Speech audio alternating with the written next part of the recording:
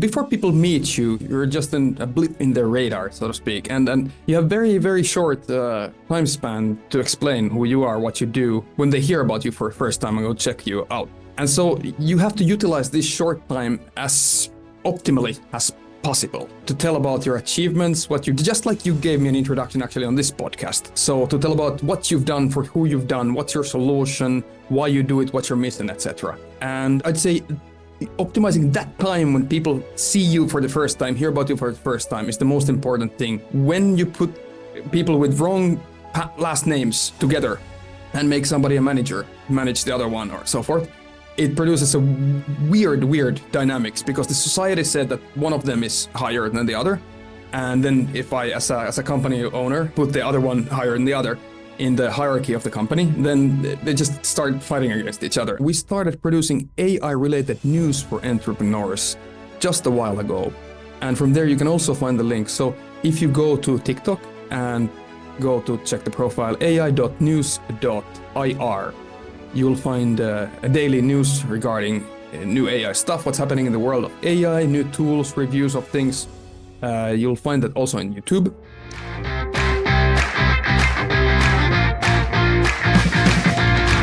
Welcome to Leading to Profit. I'm your host, Kevin Bees, and I've dedicated my career to empowering business leaders like you with the leadership skills, performance psychology they need to build thriving businesses.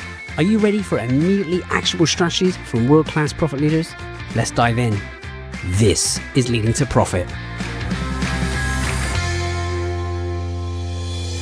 Welcome to episode number 256 of Leading to Profit. Today, I have a dear friend of mine. We have known each other, I would guess maybe 6-7 years. His name is Aatu Horus, and he has produced media solutions for massive entrepreneurs like Vishen Lakhiani, Tony Robbins, Les Brown, Randi Zuckerberg, Kevin Harrington, and many more. In fact, he's worked with clients in over 30 different countries.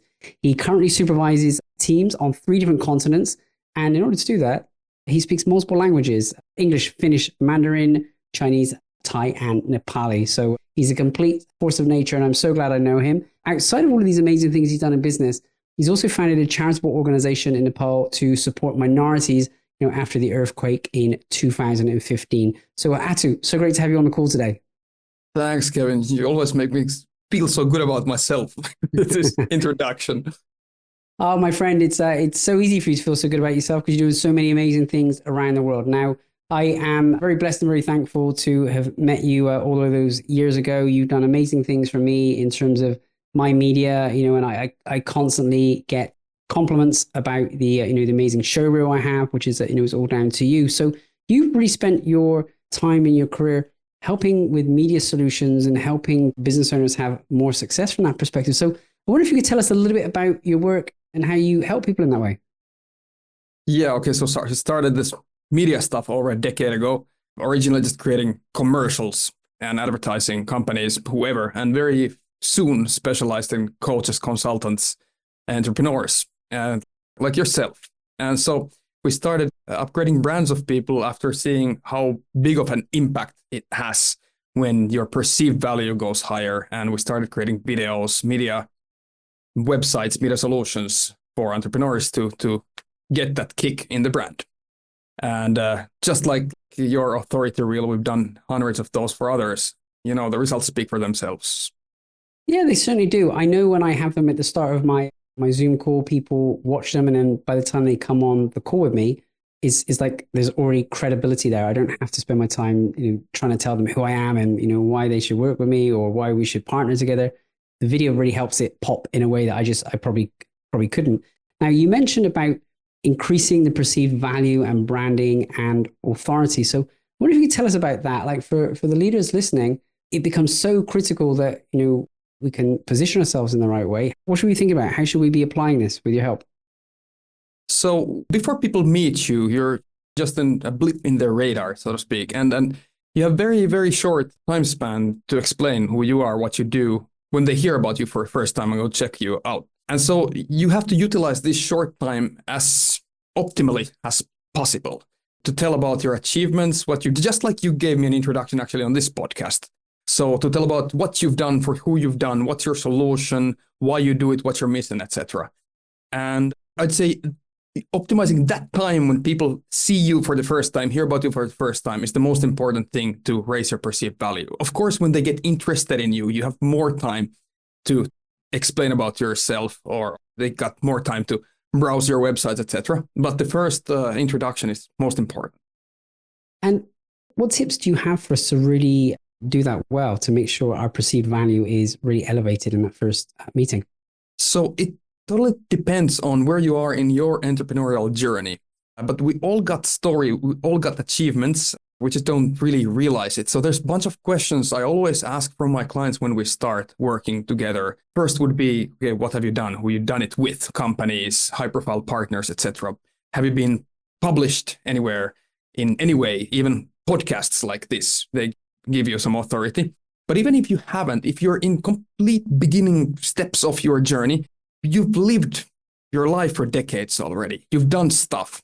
So any big numbers that you can mention from your life and your career, if you've done something for 2 decades, or if you've done something with 200 people or 40 different clients, whatever numbers you can start stating, the authority becomes tangible immediately. And just by listing a bunch of numbers that about your life and career, it gives the answer to the people what they're looking for in a very short. But my first tip would be there, just like find some numbers from your life.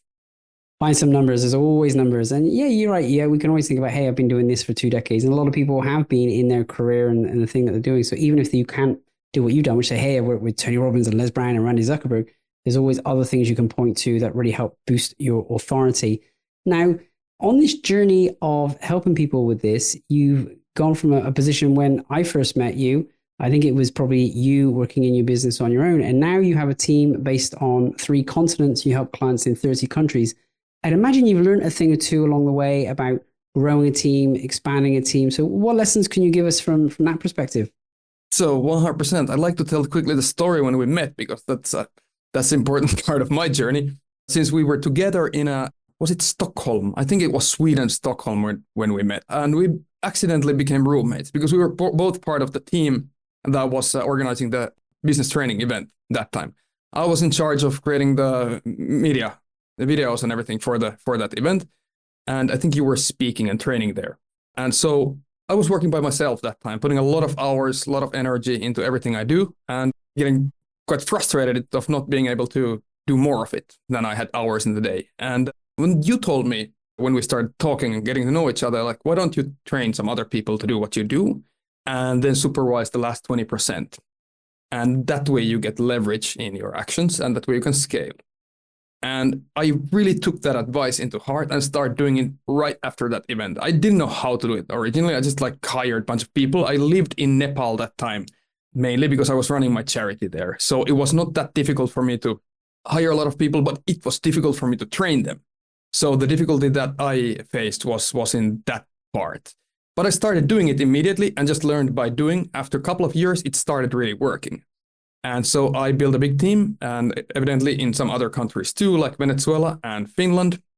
And it's working very well right now because I polished and honed all the methods for training people there, hiring people there, and kind of figured out the problems that anybody would evidently face when they start doing that. Tell us about some of those problems, because it's amazing that you've taken one small suggestion and really applied it and grown a massive team. That's not a particularly easy thing to do, though. I'm sure you bumped into some challenges and obstacles along the way. What are some of the biggest challenges you've had with growing this team and managing them?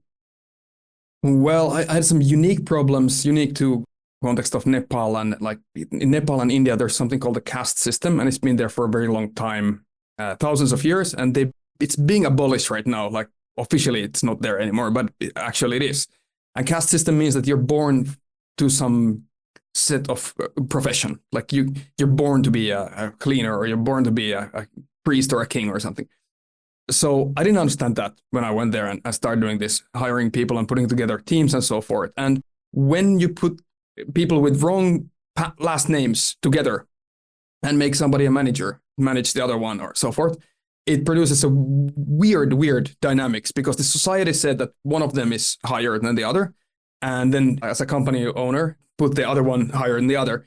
in the hierarchy of the company, then they just start fighting against each other. And it was like kindergarten a lot for many years, because I was learning this, how to put together teams so that they actually function. And I learned basically to have them do the recruiting part themselves and be very little about into the recruiting myself until they found people who the team leaders found to be suitable, and then start interviewing them and testing them and working with them for 1, 2, 3 months. And after that, like giving them more responsibility and see how they function with a team, etc. We even created, since now we have developers, a lot of developers in our company, we even created an app to train them in the specific stuff that we do for coaches and consultants, so that we can see from our training development app how they perform together with the team, and when they can learn the coding language we use, and we train them from like intern level up. So we put a lot of effort in the understanding how the recruiting their works, and how to train and how to give more responsibility, etc. And after I think 7 years or something, I mean, it works now. That's just in the context of Nepal. Some of these things I was able to apply in other countries. We got some worker in Pakistan, some in Dubai, in Finland, Venezuela. We got a few. Not the caste system. That was a very unique problem that I had to face when doing this. But no matter where you recruit your staff from, you got to find them, you got to interview them, you got to train them, you got to supervise them, you got to make sure that they work well with other people. Even if somebody's very, very good alone, that doesn't do much if they can't work with a team. And so there's a lot of different like metrics you got to put there and be on top of it all the time. I love it. That's it's so powerful, such powerful insight. And I guess maybe wherever you're listening in the world, you may not have the problem around the caste system, but either way, I do love the solution Aatu you come up with, which is you're empowering your team to do their recruitment, and then you can kind of do the final sign off, and it actually makes everything flow a lot better because they're picking people they're going to feel comfortable to work with, which is really great. Now, in the middle of that, you did mention part of putting this together, you began to automate some of your onboarding process and put systems in place. I know that you've done a lot with AI, you're helping businesses with AI. So maybe tell us what got you into AI, and maybe how leaders today can integrate it into their daily workflows. What got me into AI was, of course, already before the ChatGPT craze. Way before, we were producing media solutions for a lot of companies and entrepreneurs. And machine learning popped out as a requirement for different projects every now and then. But when the ChatGPT, like when we were doing websites and then like apps and stuff together with the video production and branding. But when the ChatGPT craze started, then everybody and their mother started wanting some AI solutions for their business all the time. Like there was no client who didn't want to do something with AI. And since we already were working with some machine learning and we had developers in-house already, and of course, I got very excited about the whole AI craze as everybody else, we went very deep into it immediately and started producing our own technology, our own platform, which is AI powered for consultants, as well as work with doctors, coaches, consultants, some casting agents to produce AI solutions to replace some part of their workflow in their area. So I basically got into AI because our client just needed it. We're asking about it all the time, and we were doing partially already. So we just like scaled that part up in the company, hired more people, trained more people, and then here we are doing a lot of AI solutions. Want to know exactly where your business is leaking profit? Take my free profit scorecard. It's a quick and simple tool that will help you identify hidden gaps and opportunities to maximize your bottom line in just a few minutes. Visit www.profit.gifts and get your personalized results today. Now, back to the show. So tell me about those platforms, and as a leader or a coach, consultant, you just mentioned, maybe even a doctor or casting agent. How will your platforms help? Is that something we need to come and find out about from you, or do we just keep using, the off-the-shelf things like ChatGPT? So currently, our own technology, the platform that we produced, is exclusive for Industry Rockstar students only. So if you're part of Industry Rockstar training program, you get access to the platform or platforms depending on which tier of subscription you have in the program. And we plan to launch a commercially open platform next year for anybody who just wants the technology to use. And what it does is it automates different parts of your business's workflow, like marketing, branding, sales, course creation, etc. And it's all got to do with online entrepreneurship. Of course, there are tools already for all these things. We just did it way more simple for you. So, for example, you can practice your sales with ChatGPT. Just ask it to act as a sales coach and start chatting. But it's not exactly easy necessarily.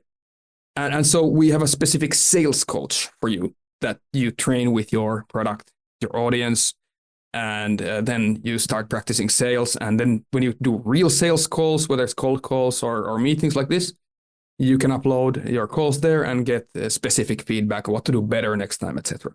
So all this could be possible to do on text-based LLMs like ChatGPT. We just made it very simple and streamlined for you. Most of the platforms we do are either like you could find the parts of it online by buying subscriptions to different AI tools, but it just makes your life way easier when it's all in one platform, works in a streamlined, smooth process. Sounds powerful. Streamline and smooth process is music to my ears. I think that's exactly what I want. And you mentioned industry rockstar. So if anyone was listening, wanted to get involved with, with the amazing media that you do, with the AI that you do, where's the best place that they can come and find you? So actually, again, it depends on where you are in your entrepreneurial journey. We're planning to launch a public tool very soon that actually determines that and recommends a specific program for you of Industry Rockstar. The most popular program this year has been the AI Sprint, Industry Rockstar AI Entrepreneur Sprint. But you can also Google Industry Rockstar AI Assisted Entrepreneur Sprint and find us from there. It's a program that teaches you how to utilize AI in your business, how to streamline your workflows and make things smooth, faster, and better just by using different AI tools. And you will also get access to our AI platform and use the smooth technology that I just mentioned.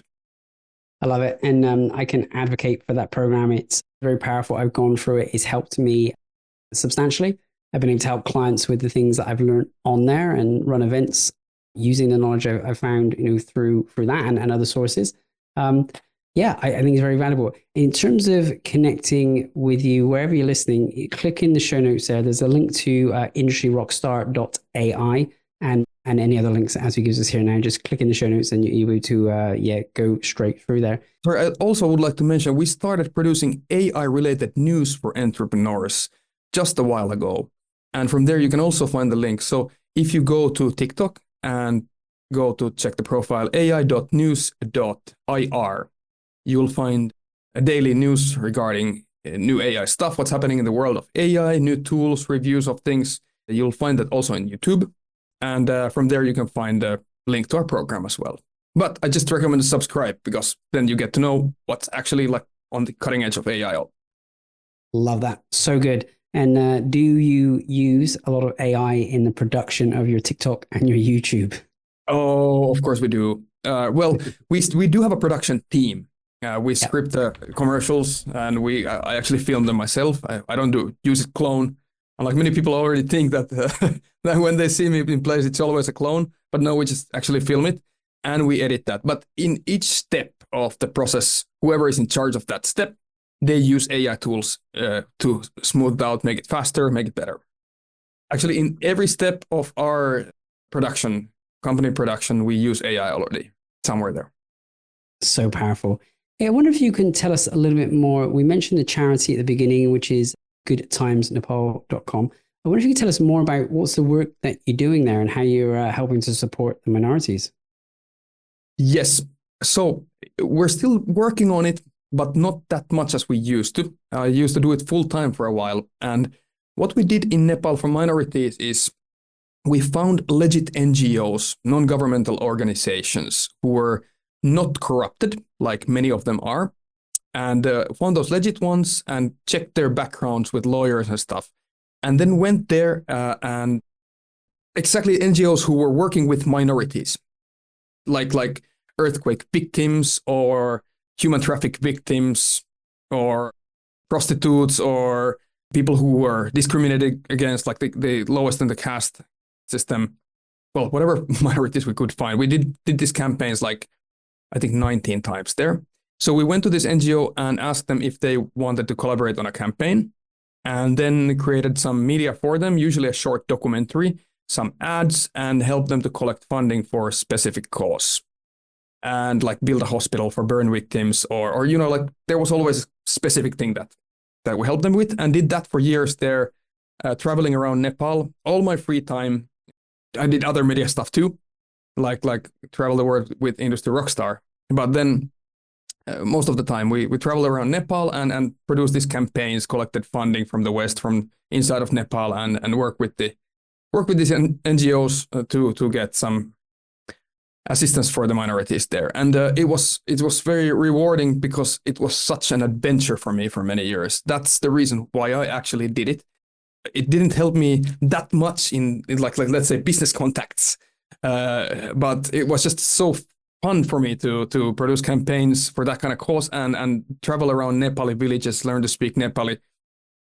And of course, what it did also is a lot of our team members who are still working with me got a good training in media production through those documentaries and campaigns we produced. It's been very quiet after COVID since I started working full-time on development, but we still produce a documentary or two a year. Very powerful. It's so great that you've done that and you've helped those organizations in that way.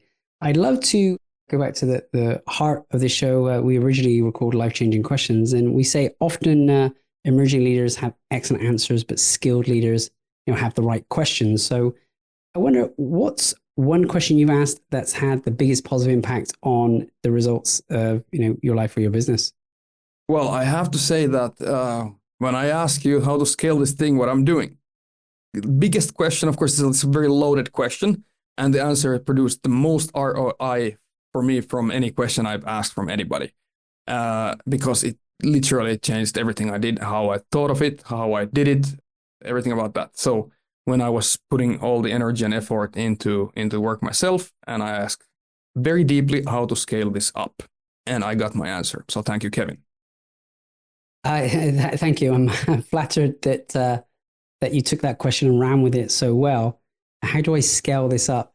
And so in your business, as you're listening, I wonder, maybe you're already scaling up, but maybe there's some areas that, are held back because, they're not scaling and, it's not growing in the way that you want. So maybe ask the question, how do I scale this up? Actually, there is one other thing I wanted to ask you about today.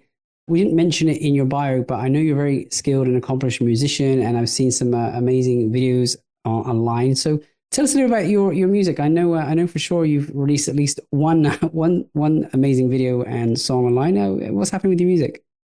So that's completely a hobby for me at this point. When I was younger, I wanted to be a professional musician from teenage years to 20-something.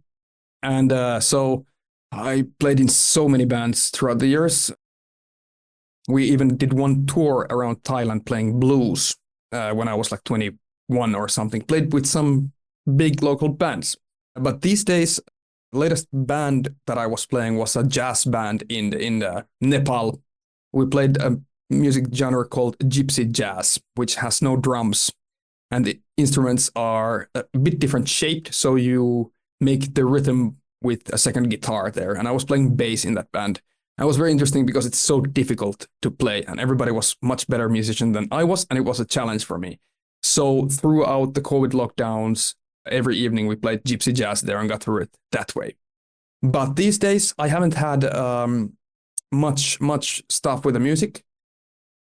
I haven't played very much, but I think now I'm looking for a band in Bangkok, where I lived. I moved to 5 months ago. So I think I can give you better news about that within 6 months. Okay. If you are listening in Bangkok, or any musicians needing an awesome musician to join their team, then let us know. And Aatu, you've been so amazing, so many insights here. If I was to recap some of the key points, then number one, wherever you're at in your journey, you've got to be increasing your perceived value. And one of the most important ways to do that is, through your media. How do you actually tell your story? Even if you feel like you haven't done as much, or have the credibility, actually you have. We need to look in there and find some data or some information about what you've been doing in your career so far. If you want to keep growing your business, we've got to be asking that question, how do I scale this up? And it's very important as you go through your journey to be hiring the right people and leveraging them in the right way, making sure you find people who are a cultural fit for the team that you already have in place. So super, super key. So Aatu, I really appreciated everything you shared today. Do you have any final messages or thoughts you'd like to share? I don't know. Just do whatever you want to do and do it seriously. You get there. I love it. Do whatever you want to do and do it seriously. Have a bit of fun as well if you want. Thank you so much. Mate, I really appreciate it. Thank you. Thank you, Kevin. Thank you so much.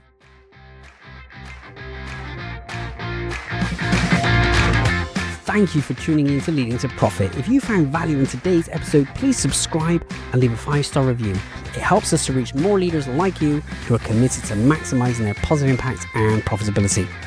Until next time, this is Kevin Lees, and remember, you stop leaking profit when you're engaged in leading to profit.